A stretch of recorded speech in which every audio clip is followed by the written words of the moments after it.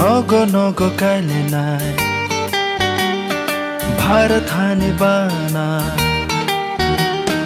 नगो काले नाय भारत हानि बाना kejak kufur kekerang nibana kejak kufur kekerang nibana yago tilai nai Bharat हानि बाना yago tilai nai भारत हानि बाना kejak kufur kekerang nibana kejak kufur kekerang nibana Vande Mataram Vande Mataram Vande Mataram Vande Mataram Vande Mataram Vande Mataram Vande Mataram Vande Mataram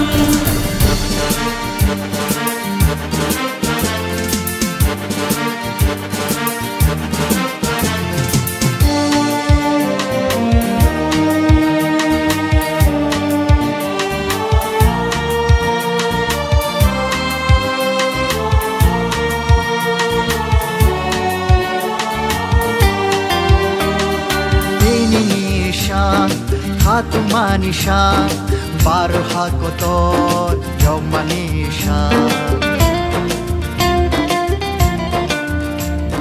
Tehe ko jokha Hakotor bushani thui Barotha bhiyog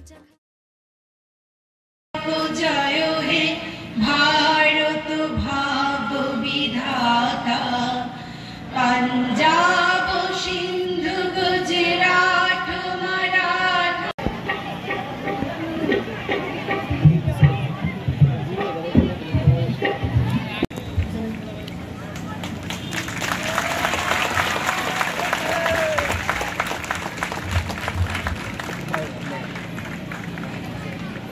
যে কার্যক্রম সেই উপলক্ষে আপনারা এখানে এসেছেন এবং সেটাকে আপনারা পালন করেছেন এর জন্য হার্দিক অভিনন্দন ও শুভেচ্ছা জানাচ্ছি।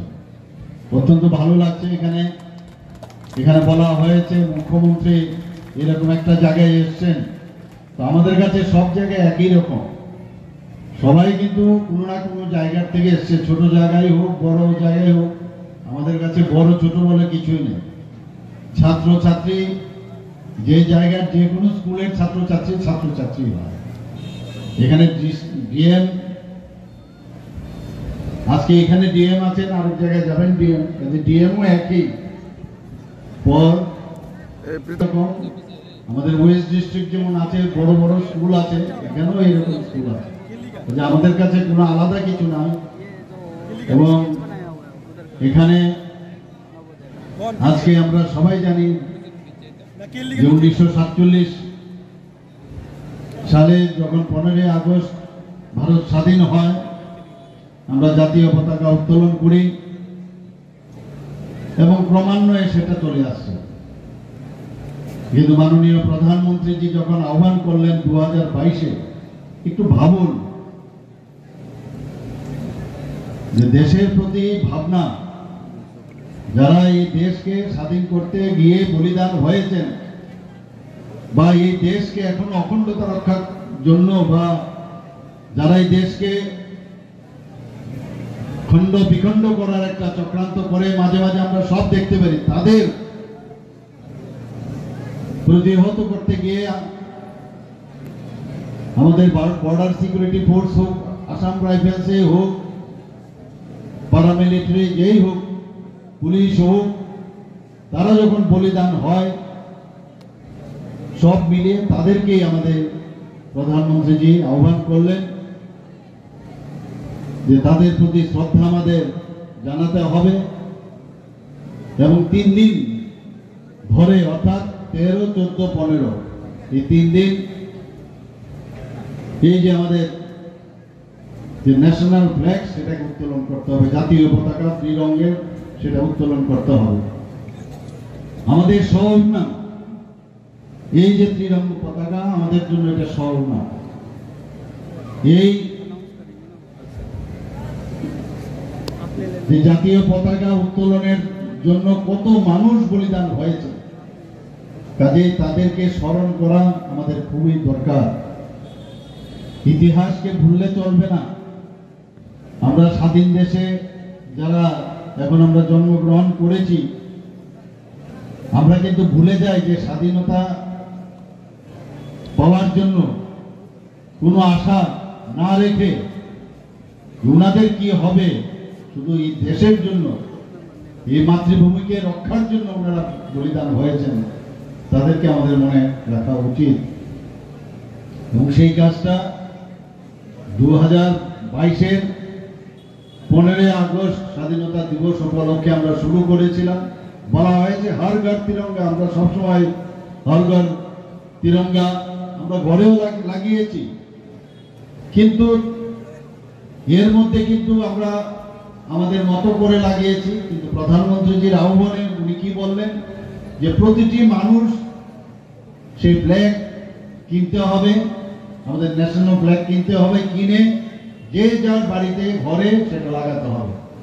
শুধু তাই নয়, আমরা এই কাজটা যখন আমরা শুরু করি 2022-23 এবং 23-এও আমরা কিন্তু সেটা আমরা করেছি, আপনারা সবাই জানেন। গত বছর আমরা সেটা করেছি।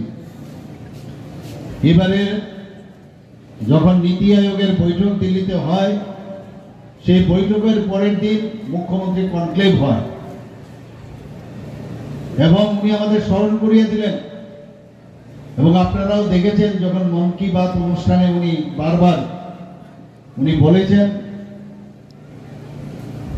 যে হর ঘর তিরঙ্গা অনুষ্ঠান যেন আমরা ভালোভাবে উদযাপন করতে পারি এবং যারা আমাদের দেশের জন্য প্রাণ বলিদান হয়েছে তাদেরকে স্মরণ করার জন্য উনি বলেছেন। এতে করে দুটো জিনিস হয়, একটা হচ্ছে আমাদের মধ্যে দেশাত্মবোধের ভাবনা, সেটাও কিন্তু চলে আসে। প্রধানমন্ত্রীজি স্লোগান দিয়েছিলেন 75 বছর যখন পূর্ণ হলো, এটা 78তম আমরা স্বাধীনতা দিবস আমরা পালন করছি। যখন 75 বছর হয়েছিল তখন উনি বলেছিলেন 75 সীমান্ত গ্রাম বীরকানা। সেই অনুষ্ঠান আমরা করেছি ত্রিপুরার বহু প্রান্তে, আমরা সরকারি পর্যায়ে বেসরকারি পর্যায়ে। আমরাও জানতাম না, যারা আনসাং হিরোজ, অজানা যারা আমাদের এই দেশের জন্য বলিদান হয়েছেন তাদের আমরাও জানতাম না। সেখানে আমরা বিভিন্ন গ্রামে ওনাদের নাম আমরা সংগ্রহ করি, সেখানে ফলকের মধ্যে ওনাদের নাম আমরা খোদাই করি এবং তাদেরকেও আমরা সম্মান দিয়েছি। সেখানেও এবার আমরা যখন সেক্রেটারিয়েটে মিটিং করি, সেখানেও আমরা সিদ্ধান্ত নেই যে সেখানেও এই ন্যাশনাল ফ্ল্যাগ উত্তোলন করে ওই বীর শহীদদের আমাদের স্মরণ করতে হবে। ত্রিপুরাতেও বহু গ্রামে আমরা অনেকে জানি না, আমাদের অনেক যারা সৈনিক বিভিন্ন গ্রাম থেকে প্যারামিলিটারি ফোর্সে, পুলিশে তারা আছে এবং তারা শহীদ হয়েছে, তাদেরকে আমরা সেখানে খোদাই করে সেখানে ওনাদের নাম আমরা সেখানে সারা নেক্সট জেনারেশন যাতে মনে রাখে তার জন্য সেখানে খোদাই করা হয়েছে।